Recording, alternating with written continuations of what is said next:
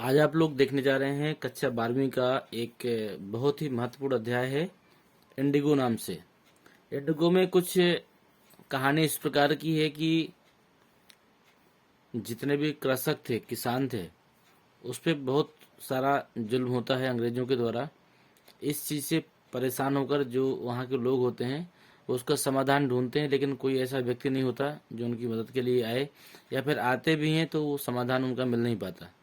तो उन्हें एक मसीहा के रूप में गांधी जी दिखाई देते हैं। यहाँ पर तीन पात्र हैं, हम लोग इनके तीनों के विषय में बात करेंगे। देखिए, पहला पात्र है यहाँ पर गांधी जी, जिसके विषय में ध्यान दीजिएगा कि मोहनदास करमचंद गांधी, जिन्हें महात्मा गांधी के रूप में भी आप लोग जानते हैं। ये एक बुद्धिमान और बोधगम्य व्यक्ति थे। उनके मूलभूत सिद्धांत कौन कौन से थे? अहिंसा और आत्मनिर्भरता थे। देश के विकास के लिए उनका पूरा राजनीतिक अभियान इन दो सिद्धांतों पर आधारित था। एक तो देखिए, एक ये पात्र था गांधी जी का, जो इसमें मेन रोल निभाएगा, जिन्होंने समस्या का समाधान करने का प्रयास भी किया। और एक थे आपके चार्ल्स फ्रीड एड्यूस, एक अंग्रेज थे। इसको हम लोग देख लेते हैं कौन है ये। चार्ल्स फ्रीड एड्यूस एक अंग्रेजी शांतिवादी थे, जो गांधी जी के एक समर्पित अनुयायी बन गए थे। मतलब ये गांधी जी को मानने वाले व्यक्ति थे। वह फिजी द्वीपों के दौरे पर जाने से पहले गांधी जी से विदाई लेने आया था। गांधी जी के वकील मित्रों ने उन्हें लड़ाई में बने रहने और उनकी मदद करने के लिए जोर दिया, लेकिन गांधी जी ने यह कहते हुए दृढ़ता से विरोध किया कि उन्हें युद्ध जीतने के लिए किसी अंग्रेज पर भरोसा नहीं करनी चाहिए, क्योंकि हमारी लड़ाई भी उन्हीं से थी। और इसके बाद में एक बहुत ही खास रोल जो था वो था चंपारण का राजकुमार, जिसे हम लोग राजकुमार शुक्ल के नाम से भी जानते थे। ठीक है, तो ये राजकुमार शुक्ल क्या थे? एक तरीके से कृषक थे वहां पर, जो इन जुल्मों से बहुत ज़्यादा परेशान होकर और गांधी जी से मदद लेने के लिए आए थे। और इस व्यक्ति की काफ़ी खास रोल दिखाया गया इस कहानी में। तो देखते हैं इस कहानी में क्या क्या खास है। ये तीन पात्र हैं। इसमें से अगर आप देख पा रहे हो तो इस पत्र को पढ़ सकते हैं। इसमें कुछ लिखा हुआ है, मानवर महात्मा किस्सा सुनते हो रोज, औरों के आज और भी दास्ता सुनो। ये कोई एक न्यूज़पेपर की कटिंग दिखाई देती है। इसमें से राजकुमार शुक्ल के बारे में देख लीजिए। राजकुमार शुक्ल एक गरीब शेयरधारक थे जो ब्रिटिश जमींदारों के शिकार थे। मतलब जो भी ब्रिटिश थे, जो अंग्रेज थे उस समय के, उन जमींदारों के ये लोग शिकार थे। यह अनपढ़ था, लेकिन वह ब्रिटिश जमींदारों के खिलाफ लड़ने के लिए दृढ़ था, और उनसे लड़ने के लिए वह गांधी जी से मिलने के लिए, मदद लेने के लिए जाता है। राजकुमार शुक्ल की वजह से गांधी जी बिहार के चंपारण गांव में आए थे। मतलब राजकुमार शुक्ल की वजह से ही गांधी जी का जो जाना हुआ था चंपारण में, और इसके बाद में उन्होंने आंदोलन में भी थोड़ा बहुत भाग लिया। बाद में ब्रिटिश जमींदारों के साथ ये संघर्ष भारत की स्वतंत्रता की लड़ाई में एक महत्वपूर्ण मोड़ ले लिया था। आगे इस फोटो को भी आप देख सकते हैं, ये राजकुमार शुक्ल की है। इसके बाद में इस अध्याय की समरी को देख लीजिए। अध्याय का जो परिचय है, अध्याय में इंडिगो, ये अध्याय इंडिगो में लेखक ने चंपारण के गरीब किसानों के लिए गांधी जी के संघर्ष का वर्णन हुआ है। मतलब इस कहानी में इंडिगो नाम की एक फसल है। ये फसल अंग्रेजों की तरफ से उगाई जाती थी। भारत में जितने भी किसान होते थे उनको बोला जाता था कि आपको अपनी टोटल कृषि में इतने प्रतिशत भाग में हमारी इस फसल को उगाना है, और इसके बाद में एक कर के रूप में इस फसल को तैयार करके उसे वापस भी करनी है। तो आगे इसमें लिखा है, जिससे जिन्हें अपनी फसल को ब्रिटिश बागवानों के साथ साझा करना था, इसने उनके जीवन को दयनीय बना दिया था, क्योंकि उन्हें एक समझौते के अनुसार इंडिगो उगाने के लिए मजबूर किया गया था।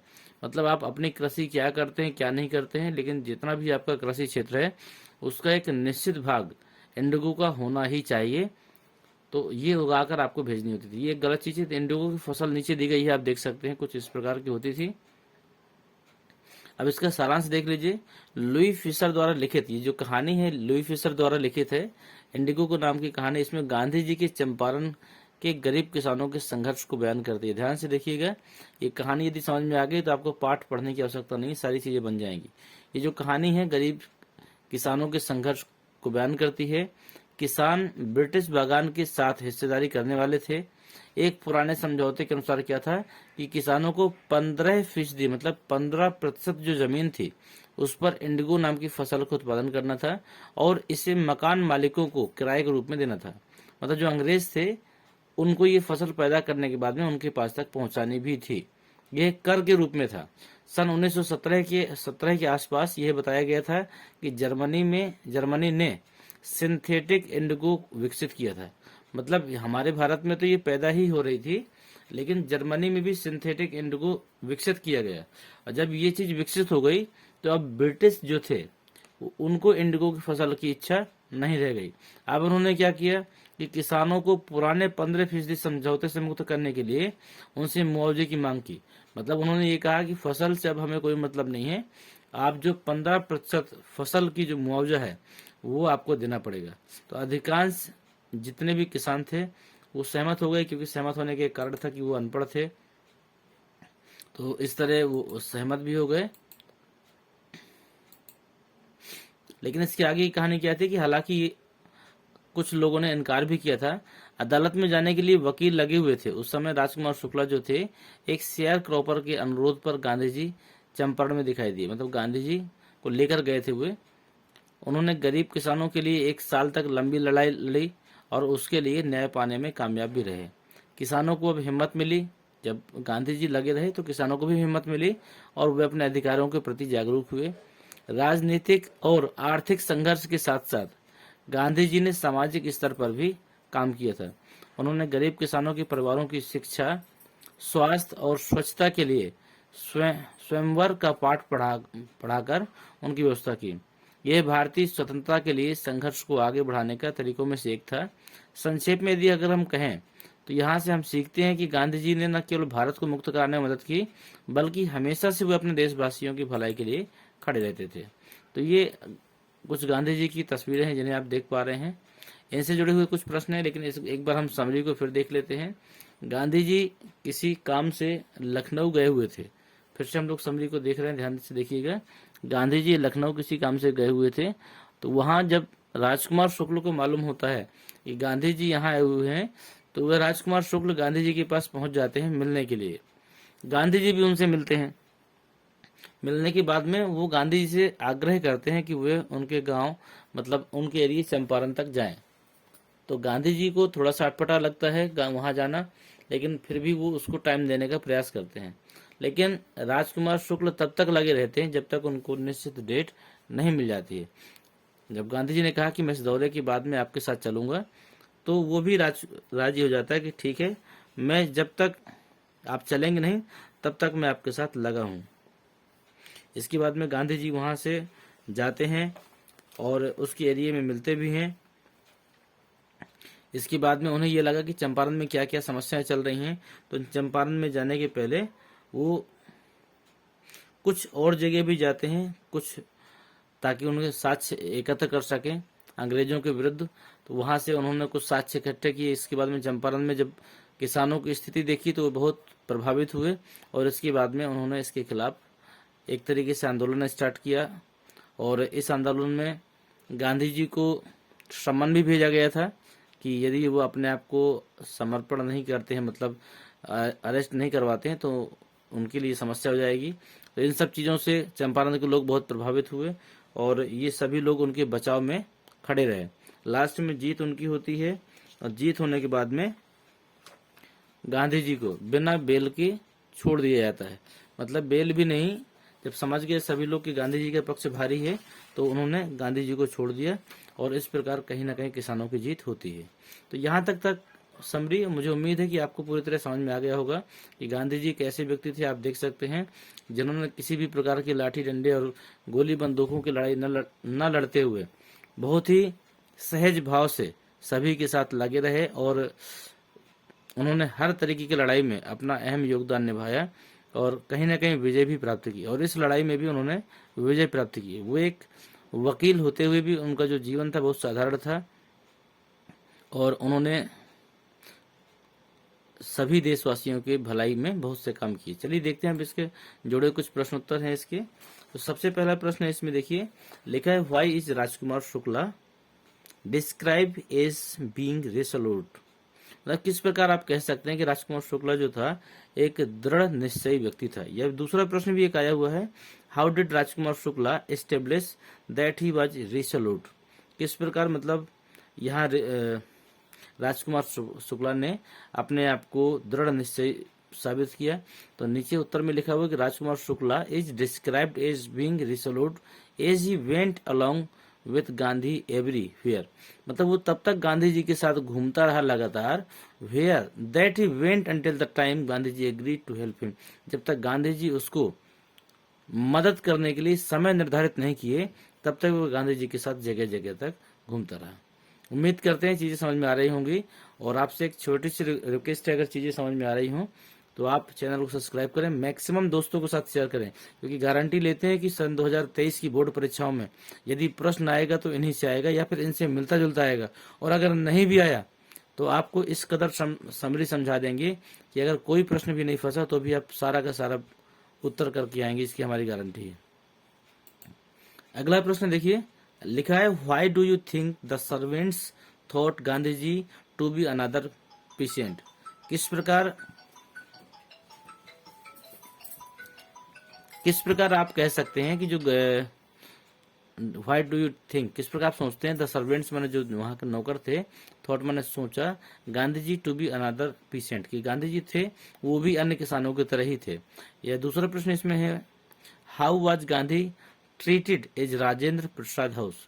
राजेंद्र प्रसाद के घर में गांधी जी को कैसे ट्रीट किया गया, क्योंकि जो ये राजकुमार शुक्ला था ये राजेंद्र प्रसाद के घर में ही कार्य करता था। तो इसका उत्तर है Gandhi ji come along with Rajkumar Shukla. Gandhi ji come along with Rajkumar Shukla, Gandhi ji Rajkumar Shukla के साथ वहां पहुंचे। हु वाज पेशेंट, जो क्या था, किसान था, टू राजेंद्र प्रसाद हाउस, राजेंद्र प्रसाद के घर में कौन था, किसान था। He was dressed very simply, वह बहुत ही साधारण ड्रेस पहने हुए था। सो वन, इस प्रकार द सर्वेंट थॉट, इसलिए नौकरों ने सोचा Gandhi ji to be another patient, की गांधी जी क्या है, एक दूसरे कृषक हैं। He was treated like an untouchable patient, उन्होंने क्या किया, अनटचेबल का मतलब कह सकते हैं कि उन्होंने उसे छुआ तक नहीं, अछूतों जैसा व्यवहार किया, ऐसा कह सकते हैं आप। अगला प्रश्न है आपका, why did Gandhi agree to a settlement of 25% refund to the farmers. मतलब किस प्रकार गांधी जी 25% रिफंड के लिए किसानों के लिए सहमत हो गए। अगला प्रश्न इसी में आया है, why did Gandhi agree to the planters office offer of a 25% refund to the farmers. मतलब जब अंग्रेजों के साथ गांधी जी की जो भी डील हुई, उस डील में ये कहा गया कि हम 50% तो नहीं लेकिन 25%, गांधी जी ने 50% के लिए बोला था कि मिनिमम 50% का फंड वापस होना चाहिए, लेकिन उन्होंने कहा नहीं, हम 25% तक ही वापस करेंगे। तो गांधी जी उसमें भी एग्री हो गए। उसका कारण क्या था, Gandhi accepted the offer, Gandhi ji ने यह जो ऑफर था वो एक्सेप्ट किया। अकॉर्डिंग टू हिम, उनके अनुसार the amount of respond was less important, उनके अनुसार जो था, जो ये वापस करने वाला अमाउंट था वह कम महत्वपूर्ण था than the fact that the landlord had been obligate to surrender part of the their money with it. इसका मतलब ये समझ सकते हैं कि जो वह पाने वाला धन था वह कम महत्वपूर्ण था उसकी जगह पे, जबकि जो लैंडलॉर्ड मतलब जो मालिक थे, had been obligate to surrender, उन्होंने क्या किया, अपने आप को सरेंडर कर दिया, ऑफ दियर मनी, पैसों के साथ उन्होंने अपने आप को सरेंडर किया। एक तरीके से उन्होंने जो किसानों से वसूला था, अगर वो रिफंड कर रहे हैं तो कहीं ना कहीं वो झुके। तो गांधी जी यही चाहते थे कि ये पार्ट ऑफ दियर प्रेस्टीज, वो उनके लिए कैसा था कि कहीं ना कहीं मान सम्मान का वो था, कि उन्होंने अपने आप को सोचा कि ये हमारे मान सम्मान को बढ़ावा देता है, इसलिए उन्होंने 25% पे भी हाँ कर दिया था। अगला प्रश्न है, why did Rajkumar Shukla want to take Gandhi ji to Champaran. मतलब जो राजकुमार शुक्ला था गांधी जी को चंपारण क्यों ले जाना चाहता था, तो Rajkumar Shukla wanted to take Gandhi ji Champaran to fight the injustice. Rajkumar Shukla Gandhi ji को अन्याय के खिलाफ लड़ने के लिए चंपारण ले जाना चाहता था।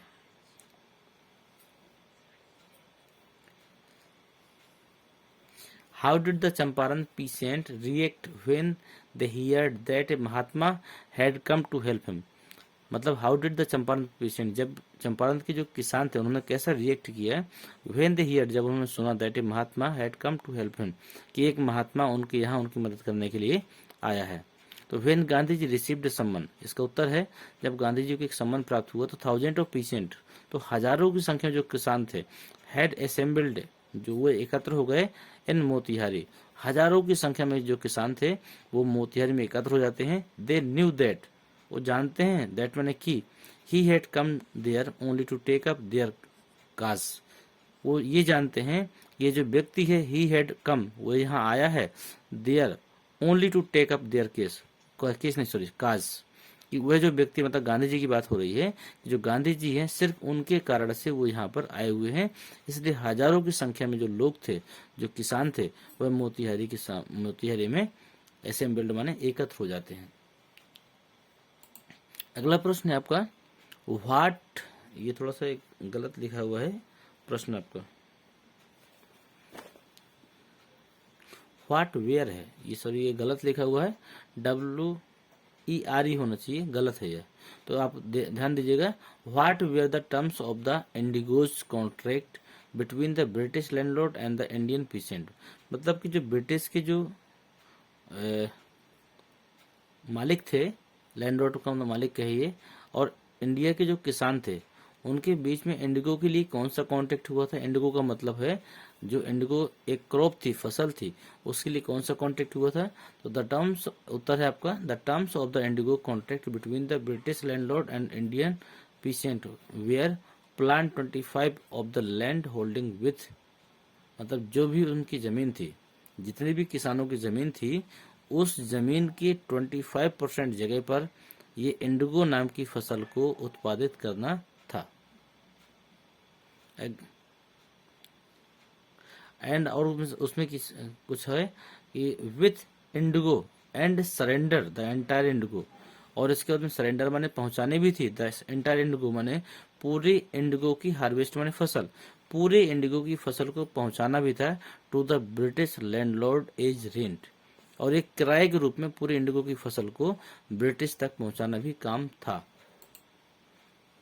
अगला प्रश्न है what made the lieutenant governor drop, ये कोई नाम है आपका, drop the case against Gandhi, मतलब जो ये गवर्नर थे, इन्होंने किस प्रकार गांधी जी का जो केस था उसको ड्रॉप कर दिया, मतलब समाप्त कर दिया। तो thousand of peasant held a spontaneous, मतलब जो हजारों की संख्या में जो किसान थे वो वहां पर एकत्र हो चुके थे, डेमोन्स्ट्रेशन इन मोतिहारी, और उन्होंने मोतिहारी में प्रदर्शन चालू कर दिया था। तो द जज did not want to understand this situation, तो जज था did not want to understand, तो जो जज था वह इस सिचुएशन को समझ नहीं पाया, सो मन इसलिए ही रिलीज्ड गांधी विदाउट बेल, तो उसने गांधी जी को बिना किसी बेल के छोड़ दिया।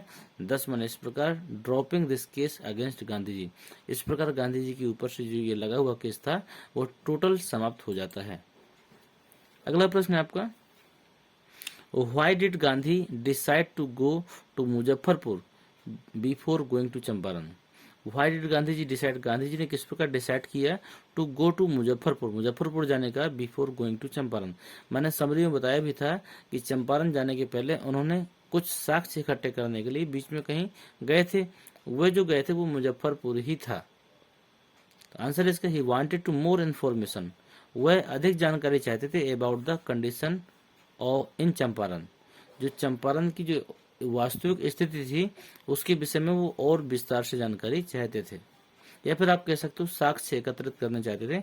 वकीलों को तो आपने देखा ही होगा कि किसी भी केस को स्टडी करने के लिए पता नहीं कहाँ कहाँ की चीज़ों को एकत्र करते हैं, और इसके बाद में एक कड़ी से दूसरी कड़ी को जोड़ते हुए वो कहीं ना कहीं केस के अंतिम पड़ाव तक भी पहुंच जाते हैं। इसी प्रकार वो भी वकील थे तो वो भी ये चीज़ सोच रहे थे।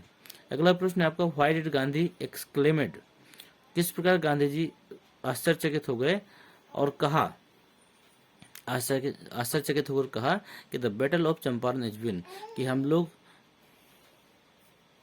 चंपारण का जो युद्ध है वो जीत चुके हैं। तो when the lawyers told Gandhi, जब वकीलों ने गांधी जी से कहा, दैट माने कि they we are ready to follow him, कि वे उनको फॉलो माने मतलब उनका पीछा करने के लिए तैयार हैं, या फिर कह सकते हो कि वो उनका साथ देने के लिए तैयार हैं इनटू जेल माने जेल तक। तो गांधी जी एक्सक्लेमेड, तो गांधी जी ने कहा, आश्चर्यचकित होकर कहा कि the battle is Champaran is one, कि हम लोग जो यहाँ का युद्ध है चंपारण को जीत चुके हैं। क्योंकि जब सभी लोग साथ देने को तैयार है, कृषक भी तैयार और आपके वकील भी तैयार, जब हर व्यक्ति तैयार है तो गांधी जी को विश्वास हो जाता है कि वास्तव में अब हम इस युद्ध को और ज्यादा लंबे समय तक नहीं टाल सकते, वह हम जीत कर दिखाएंगे। तो ये था आपका अंतिम प्रश्न, और बहुत खुशी है कि सारी चीज़ों को हमने जितनी भी सहज ढंग से हो सकता था मैंने आपको बताया। चीज़ें आपको समझ में ही होंगी, ये मुझे मालूम है। बस अब आपकी बारी है कि यदि आपको चीज़ें समझ में आ गई हैं तो आप, यदि अभी तक सब्सक्राइब नहीं की तो सब्सक्राइब करिए, लाइक करिए वीडियो को। अगर वीडियो पसंद आए तो कमेंट जरूर करिए, और अपने सभी दोस्तों तक सब्सक्राइब जरूर करिए, भेजिए। शेयर करने का काम ये आपका है। यदि आपको चीज़ें बेहतर लगी तो आप अपने क्लास के सभी दोस्तों तक इस चीज़ को शेयर करें। धन्यवाद।